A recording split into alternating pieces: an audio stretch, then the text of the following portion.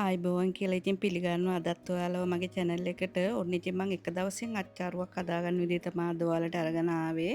මොකද තාම අච්චාරු හදලා නැත්නම් අච්චාරු හදන්න වෙලාව මදි කියලා හිතන අයට මේ වීඩියෝ එක ගොඩාක් වැදගත් වෙයි කියලා මම හිතනවා. මොකද මේක 13 මේ අද තමයි මම මේක හදන්නේ හෙට ගන්න. ඉතින් මෙතන ඔයාලා මේ දකින්නේ මම අබෑට ග්‍රෑම් 20ක් විතර අරගෙන ඒකට විනාගිරි දාලා පෙඟෙන්න තියාගන්නවා විනාඩි 20ක් විනාඩි 25ක් විතර. ඒක හොඳින් පෙඟෙන්න තියාගන්න. ඉතින් මම ඔයාලට ආරාධනා කරනවා මගේ channel එකට එකතු වෙන්න කියලා. මගේ channel එකත් එක්ක එකතු නොවී කෙනෙක් ඉන්නවා නම් ඉතා ආදරෙන් මම පිළිගන්නවා මගේ channel එකට. ඒ වගේම ඉතින් ඔයාලේ වටිනා අදහස් මට කියන්න, වටිනා like එකක් මට දාගෙන යන්න. මේ ඔයාලා දකින්නේ මම සුද්ධ කරලා හොඳින් සෝදලා වේලලා කියන්නේ පොත් මාතු කරලා ගත්තේ අම්මිරුස් ග්‍රෑන්ඩ් 500යි. ලූණු කිලෝ එකයි තමයි මේ ඔයාලා දැන් දකින්නේ. ඉතින් මම ටිකක් ලූණු වැඩියෙන් ගත්තා. මොකද කවුරුත් කන්න කැමති ඉතින් ලූණුනේ උතන. ඊට පස්සේ මේකට ආයේ ඕන වෙනවා මුරුංග පොත්තක් ඕන වෙනවා. මේ අමු ගස්ලපු ගෙඩියක් අරගෙන තිනවා මම ඒකෙන් භාගයක් තමයි ගන්නෙ. සාමාන්‍යයෙන් ග්‍රෑම් 100ක 150ක විතර මම කැරට් අලයකුත් අරගත්තා. ඉතින් මේවා හොඳින් සෝදලා මේ හීනියට කපා ගන්න ඕනේ. මේ විදිහට තමයි මම දික් අතර කපා ගත්තේ. ඉතින් ඔයාලා කැමති හැඩයකට කපා ගන්න. ඉතින් දැන් අපි බලමු මේක හදන්නේ කොහොමද කියලා. මොකද මේක එක දවසින් හදන අච්චාරු එකක් වීම තමයි විශේෂත්වය. ඉතින් කට්ටියට හිතන්න පුළුවන් එක දවසින් කොහොමද අච්චාරුවක් හදන්නේ කියලා. ඉතින් ඔන්න මම අද ඔයාලට කියලා දෙනවා. මේ වගේ ලිපේ හට්ටියක් තියාගන්න. ඒ හට්ටිය හොඳින් වේලිච්ච හට්ටියක් වෙන්න ඕනේ. අලුත් හට්ටියක් නෙමෙයි. මේක ඔයාලා දකින්නේ මගේ කලින් වීඩියෝස් දැක්කනම් දන්නවා මේ හට්ටියේ තමයි මම අච්චාරු හදන්නේ. වෙන කිසිම අච්චාරු මේ හට්ටියක් ගන්නෑ. දැන් අවුරුදු ගාණක් තිස්සේ මේක තමයි තියෙන්නේ. ඉතින් මම ඒකට විනාගිරි දාගන්නවා. විනාගිරි දාගෙන ඉවර වෙලා මම අර ලූණු ටික තියෙන්නේ. ලූණු ටික තඹ ගන්න තමයි හදන්නේ. මම ඒකට කහ පොඩ්ඩකුයි ලුණු පොඩ්ඩකුයි දාලා අර ලූණු ටිකත් එකතු කරගන්නවා.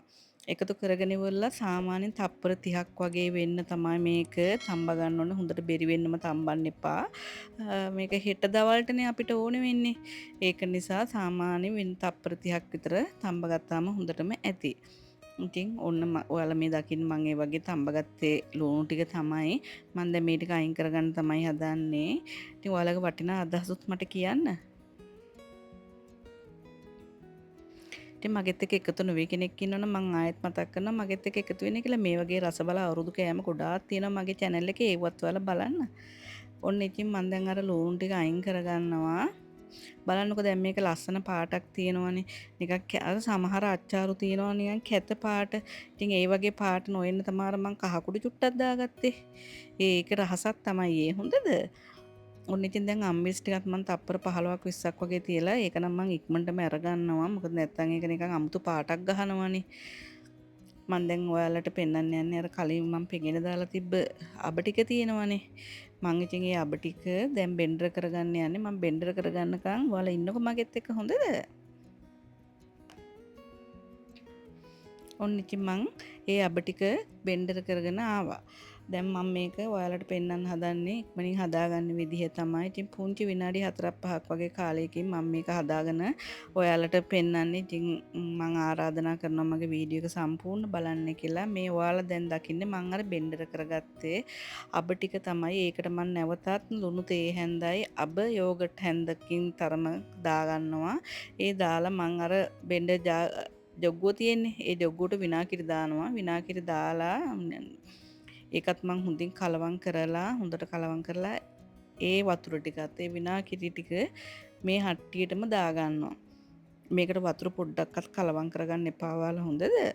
ඔන්න මං දැන් අර ගස්ලබු ටිකයි කැරට් අලිය තමයි මං ඉස්සෙල්ලාම දාගන්නේ. ඒ දෙක මං තඹගත්තේ නෑ. ඔයාලා දකින්න ඇතිනේ මං තඹගත්තේ ලූණුයි අම්මිරිසුයි විතරයි.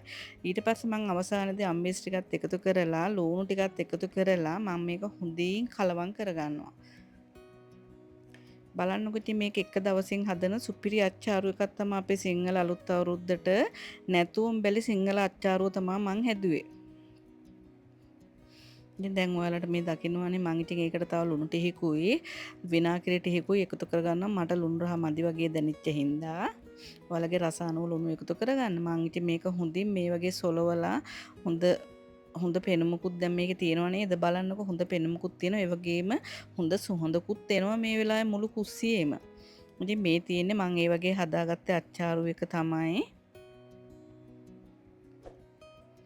මේ වගේ ලස්සන වීඩියෝ එකකින් මම ආයෙත් ඔයාලව හම්බ වෙන්න එන්නම්. ඉතින් එතකන් සුබ අලුත් අවුරුද්දක් වේවා කියලා ප්‍රාර්ථනා කරන ගමන් මගේ channel එකත් එක්ක එකතු වෙලා ඉන්න ඔයාලට ගොඩාක් ස්තුතිවන්ත වෙනවා මම.